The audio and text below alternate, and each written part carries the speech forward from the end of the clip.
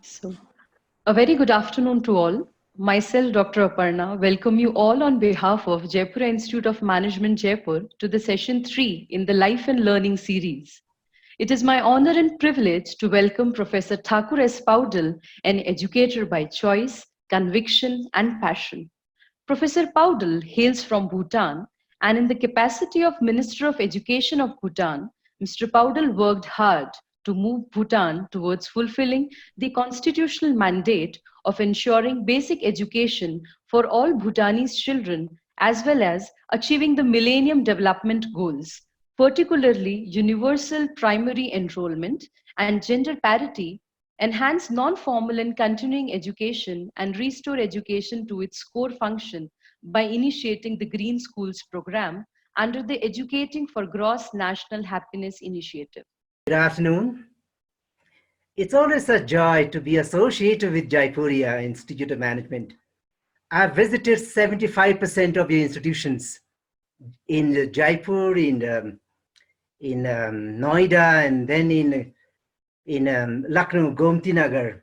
So I've got just one more left. I hope I'll be able to visit there sometime later. Still get to meet via a virtual medium that you have so beautifully organized. And to all of you who have put together this webinar in Jaipuria, I would like to say what a great initiative it is, especially at a point in time like this. It is important to engage each other, engage young people, as indeed engage the world. Otherwise, physically, people may feel isolated and alienated from each other. But it's such a wonderful way to remain close to each other and support each other and feel for each other. Today's theme, I've been told, is education for life. This is so vast, such a big topic, and we can talk about it for days together. However, within the time that we have, we will try and look at education in the service of life. And by life, I mean not life in abstraction, life as an abstract. This image, in fact, gives us a sense of the human element or human life as being just a microcosm of the big macrocosm that life is. So human life is just one, perhaps the most precious element, one microcosm, a microcosm in the big macrocosm. So in this image, you can see so many different elements that share this planet Earth. So we human beings happen to be one of those co-inhabitants of this planet. Human life is called Milu Rinpoche. Milu Rinpoche. Mi is human. Rinpoche is precious. So all life is precious. All life is important. But human life is the most precious. So small. So small. Just a few kilograms of a lump of flesh. But our mothers, our parents, our siblings took care of us. And that little lump of flesh grew and became bigger and developed. And today we have Antima, we have Manan. From that little flesh, so many people took care of you, see, took care of all of us, particularly our parents. And today we have these beautiful bodies, our limbs, that we can make use of to flower and to blossom in our life. So life is so precious. We have to take care of it. So many people have been involved in getting us where we are today. See. That's why it is important for all of us to know how dear, how precious, how infinitely valuable human life is. Human life, all of us, men, women, and children, boys and girls, must be the most beautiful, the ultimate masterpiece of nature. There's so many things. Look at the story of evolution. So many other beings, other species have not evolved to the level that human beings have. One human source of all being, all men, you, women and children, and the creators, the, the makers, the people who imagine, who create. That is the source. That's why we have to be mindful of the integrity of life, human life. We could have been any other form of life, see, but no, but we did not become that. We became humans. We became men and women, boys and girls, children. So that is why this life, human life, all life is precious, but human life is the most precious of all. What the human beings have done to the world and in the world through their capacity to imagine, the capacity to make, the capacity to wonder and to marvel, the capacity to dream, the capacity to hope. With these capacities, we have changed the world. The world has become, we receive the world from, from God, from whatever it may have been. We receive the world, but we didn't leave it at it. We made it better. We made it more. We can communicate the way we do now. It is a human invention, see. Technology, see. That is why we have to honor this life, this precious life, this dear life. We have to preserve this. We have to celebrate the fact that of all the other beings, we got to be born as the human of the species with the ability to create, with the ability to imagine, with the ability to dream and to marvel and to hope. This is who we are, the human life. And what do we do? Among many things that we do, we go to school, don't we? We go to school. We go to colleges. We go to universities. We acquire degrees through a process called education. It is a worthwhile endeavor. Education used to be called the noble sector. Wise people in the past called education the noble sector. The noble sector. No other sector of public service, not even health, is called the noble sector. But some wise people in the past called education the noble sector. Noble because education was supposed to be a process whereby young people learned how to cultivate the nobility of their mind, the head, how to cultivate the nobility of their heart. This is where our emotions, our sentiments, our feelings, our affections, ourselves. I've spent 10 years, 12 years in the school. I'm going to spend another 3 to 4 years in the college, another maybe couple of years in the university. In these processes of learning, am I becoming more noble? Is my mind becoming more noble? Is my heart becoming more noble? Are my actions becoming more noble? Imagine our society, imagine our nations, imagine the world if education truly becomes the noble sector. But as you know, somewhere in our journey, somewhere along the line, the rains started beating us. Our institutions often forget that they are involved in a noble endeavor. I wish education continued being the noble sector. If education had continued remaining the noble sector, today the world would be a different place.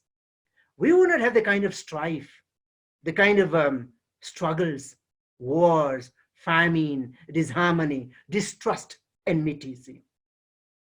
The world would be so beautiful. I feel that education should continue remembering that it has a noble vocation, a noble mission. Some people feel that education is a means to end. Today I'm going to graduate. And that is after my graduation, I will get into a job, which is important. Yes, getting a gainful employment is an important element of learning, education. We have to be we have to be able to make use of our learning. See, so it can be a means to an end, and the end could be employment, and could be a job, and could be a career. But education is something noble, it's good and beautiful. It makes life better.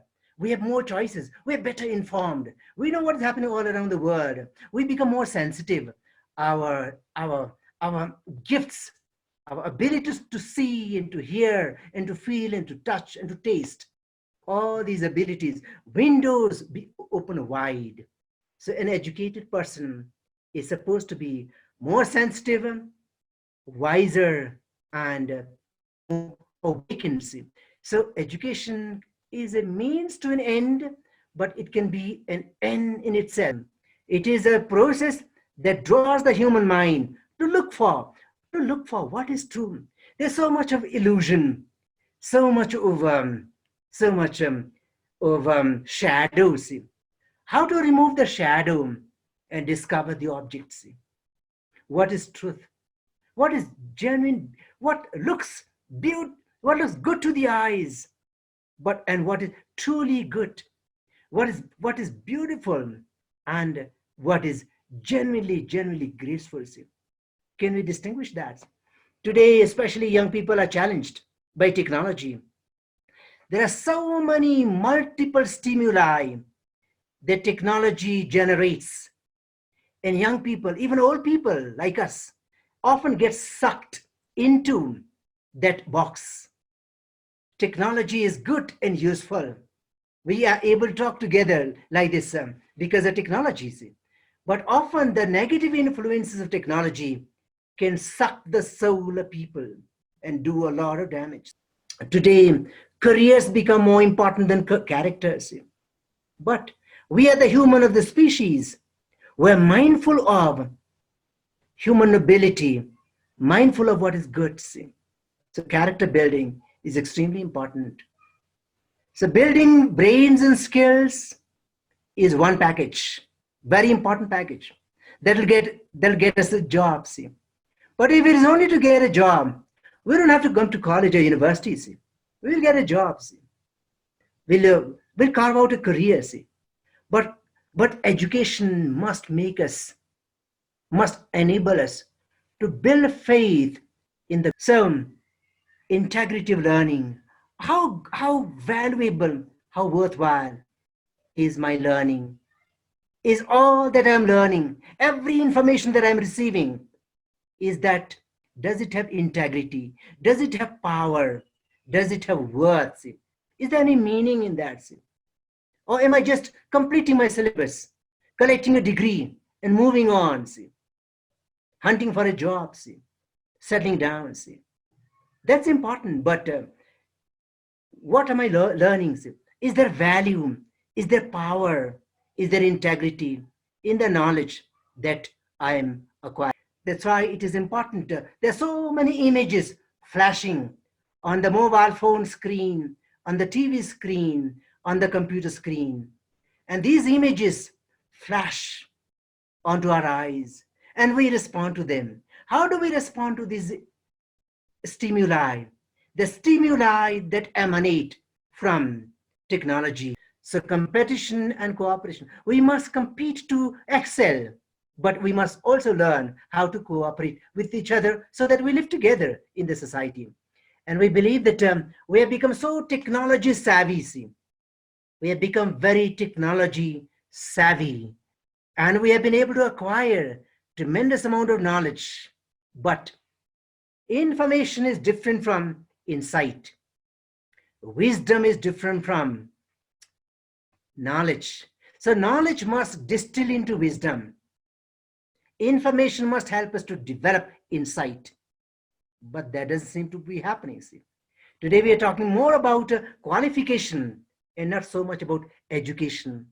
We could have any number of degrees, but they could be very devoid of real learning or education. This is what is called a diploma disease. So hunting for a degree, hunting for a diploma, certificate often becomes an important preoccupation for a lot of people on the screen, the variety in which human beings manifest themselves. There's only one source, that is the human source. Imagine the whole world, planet Earth, with everything in its fullness, but minus. They could not go to school, but they made sure that the children, the sons, daughters, grandchildren, nephews and nieces must go to school because they see value in education. It seems education is valuable. See. That's why we collect all the most precious segment of the society. The most precious segment of the society are children, are boys and girls, young men and women. Collect them in our schools, in our colleges, in our universities, and keep them there for an extended period of time. See. High tech is important, but do you also have high touch? Are you able to relate with others as a human being? Or can you only relate to others through emails and through machines, through non-formal, informal, and impersonal means? Are you still a human being, despite the fact that you're very good at technology? See? So you need to have skills. You need to have skills to survive, to find for yourself, to be street smart. You have to have skills. You have to be able to learn. You have to work with your hands. You have to work with your mind. You have to be able to make use of what you learn. See? So skills are very important, but at the same time, values are important. At the end of the day, we are all learners, but we are human learners. And we have to live in the human society. See? So the human being is still very important. It is the human beings. Whether it is the United Nations organization, whether it is SARC or the European Union, what animates them? See? And today, especially during COVID times, so what is education after all? Education is not despair. Education is built on the principle of hope. It is built on the principle of hope. Why do we build schools? We build schools because we hope that today's ignorance will be replaced by light and knowledge and wisdom and enlightenment. There is hope for the world, hope for humanity. And we should not lose faith in the goodness of humanity. So today a child may not know anything. See. The child might come to school, absolutely, with an absolutely open blank slate. Psychologists call it tabula rasa, see. Blank slate.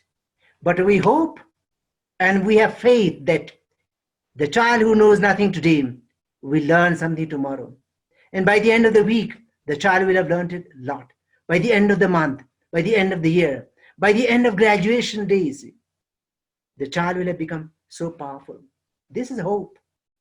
We have to build on this hope, see, and not on despair. Education is built on the principle of possibility. See. It's possible. See.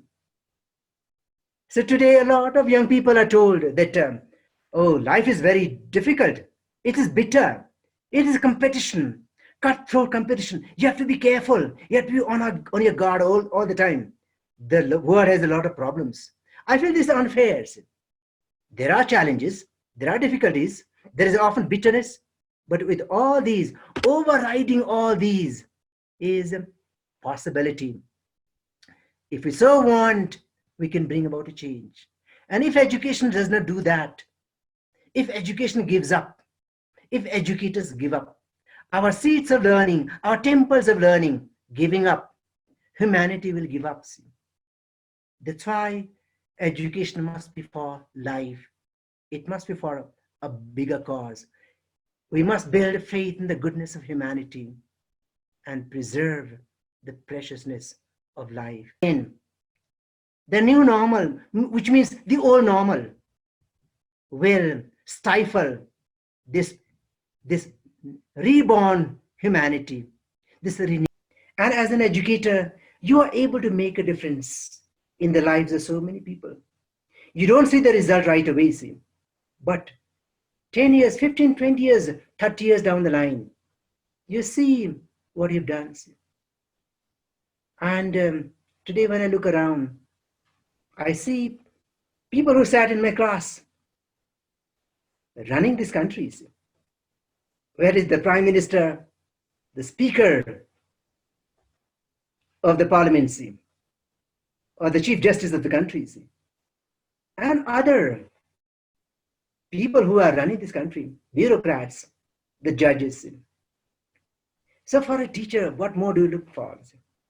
So there are moments of frustration because of the mismatch between the idealism that the teacher has and the reality that he or she often sees.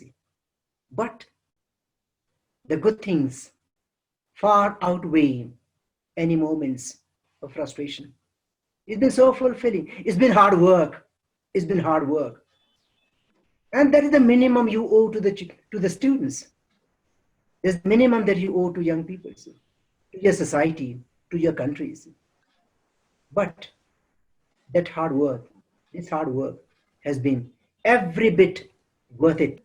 You have very high expectations. I'm sure Professor Aparna would agree with me. As teachers, we are idealists. We are idealists. Because we have a certain vision of the society. Long ago, when today's precision equipment were not invented, today, within seconds, you can locate a place most precisely anywhere on this planet. Yes. But long ago, when we did not have the kind of precision equipment that we have today, the sailors, the mariners, lost on the wide open seas, not knowing where the shore was. The sea is so big, vast, as the eyes can see. How to get to the safety of the ports? At that point in time, they looked at the North Star, because the North Star was a fixed point of reference. They looked at the North Star and started sailing in the direction of the North Star, because that pointed their direction to the safety of the port. In the 21st century today, people may not have the time or the inclination to look at the North Star. But today, more than ever, when there's so much happening around us, in fact, pressing us, choking us, it is so very important to identify our North. Three important questions. Who am I? Where am I going? How do I get where I want to get to? See? To do this, we have to identify our own North Star. When you go to bed in the evening, see, or at night, put your head on the pillow. See. You have to ask yourself, have I identified my North Star? See? What do I want to be 5 years down the line, 10 years down the line, 15, 20 years down the line? Where do I want to see myself? Where do I want to see myself? If I want to see myself as a CEO, see, in a large company, 25 years down the line, or 20 years, maybe 15 years down the line. In your case, it may be earlier, see. If that is if this where I want to get to, see, I have to know, how do I get there? Simply dreaming and imagining that I'll get there won't work, see. Won't work, see. So, where to identify our North Star? When you put your head on the pillow at night, ask yourself, do I have my North Star? My private, my personal, my very secret North Star? Do I have a vision? Do I have a goals? Where do I want to be? I think this is something very important. And this applies to all Of course, it is true that because of the COVID challenge that we have, a lot of young people have had to start working to help their parents, which is important as well. In my own country, what has happened is that a lot of the people who did things, in fact, in the modern sector, have actually gone back to the farms. And some of the lands which are lying fallow for a long time are now beginning to be cultivated. Our young people are growing vegetables, fruits. They are doing a lot of gardening. And I feel this is something very good to happen. This is after a long time, young people going back to the soil, see. And how are our countries built? They were built by our hands, which supported what our heads are working and what our hearts were imagining, see. So I feel that even if it means staying away from school for 1 year or 2 years, education is a lifelong process. And one of the things that the new policy allows is that people can come in at any point in time and take any course. So there's flexibility that the new policy allows to young people. So I think it should not be taken as a loss or a sacrifice. I think there are so many good things that can happen to young people when they work with their family, when they live together with their family, when they when they use their faculties, their hands, their gifts in a different form. So I feel that it is never too late to learn. Education is a lifelong process, and so much of learning is happening even at home. So for me, if the students stay away from schools for 1 year or 2 years, I would not take it as a loss. As a teacher myself, as an educator myself, I would like to see children in the school. I would like to see young people in colleges and universities. I want vibrant, active classroom interaction taking place. But at this point in time, in many cases, that is a luxury. And what is the second best thing? See? Learn wherever we are. And the home is a school. So the time has been a little difficult and challenging. At the same time, there's a lot that can be learned at home. Whatever happens in the family, whatever happens at home, in the community, is an important part of the curriculum. This is the curriculum for life. What your mother does, what your brother, what your sister does, that you did not do. And if you're able to learn that, that's an important education, important learning. This may be one of the very few times when the family would have been together. See? And the family is the most important unit of our society. That is the most important unit of our nation. See? The families build our societies. The families build our nations. And good families build good societies. Good societies make good nations. And good nations make a good world. See?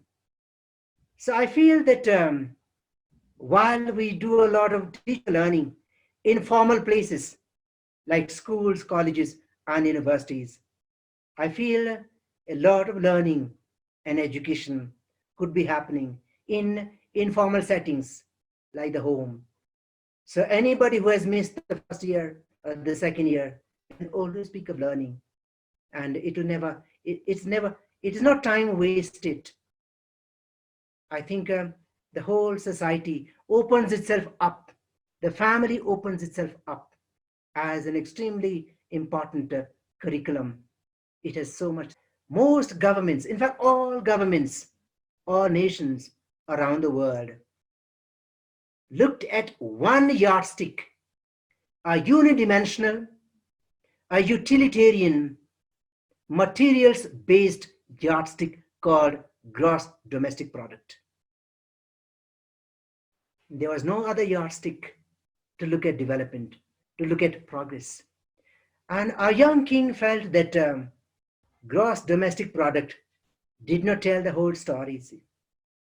It told only a part of the story. It told the physical story.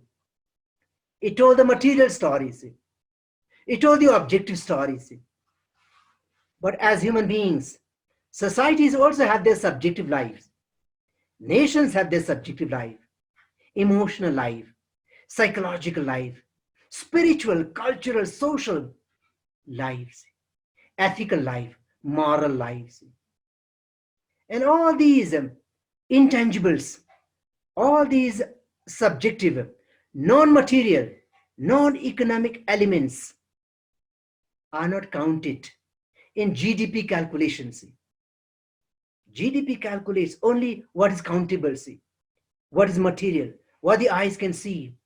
It doesn't bother about what the heart can feel, see, and what the mind can register, see.